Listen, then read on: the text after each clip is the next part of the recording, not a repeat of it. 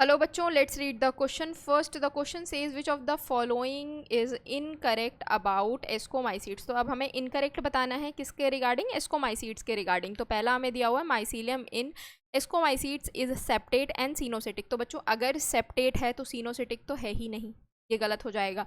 कैसे? मैं suppose this is your mycelium, mycelium है ये इस तरीके का आपका,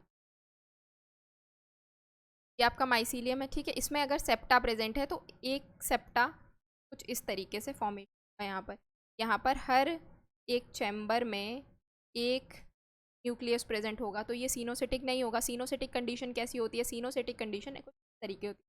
माइसीलियम आपका ये का माइसीलियम, अब इसमें अगर सेप्टा नहीं है तो जो न्यूक्लियस है वो पूरे माइसीलियम में इस तरीके से कहीं भी आ जा सकती है, पूरे माइसीलियम में कर रही है। ये कैसी कंडीशन है? ये है सीनोसिटिक और ये है सेप्टेट, ये ए सेप्टेट कंडीशन है, ये septate condition, and A septate.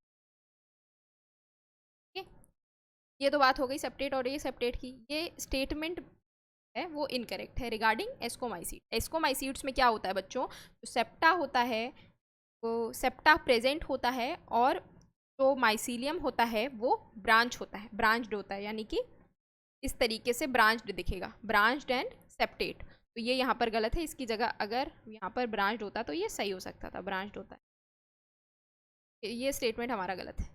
Second की बात करें, सेकंड दिया है ascomycetes are also called sac fungi. तो बच्चों बिल्कुल सही बात है, सैक फंजाई इसलिए बोला जाता है इनको क्योंकि इनमें जो फ्रूटिंग बॉडी होती है वो सैक लाइक अपीयर होती है, कुछ इस तरीके की जो है आपको इनकी फ्रूटिंग बॉडी दिखेगी और इसके अंदर ही यहाँ पर स्पोर्स बनेंगे।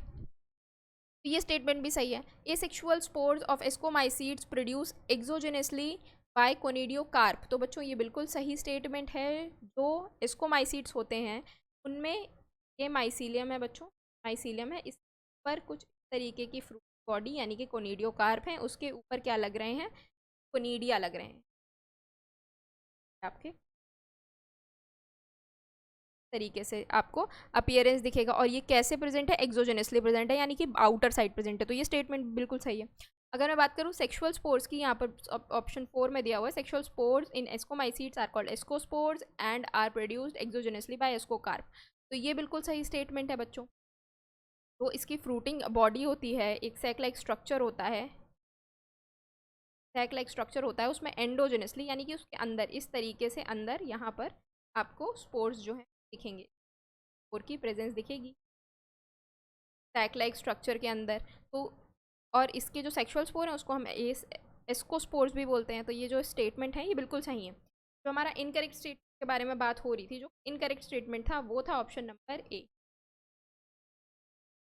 होप बच्चों आप लोगों को ये सोल्यूशन समझ में आया होगा। Thank you, all the best.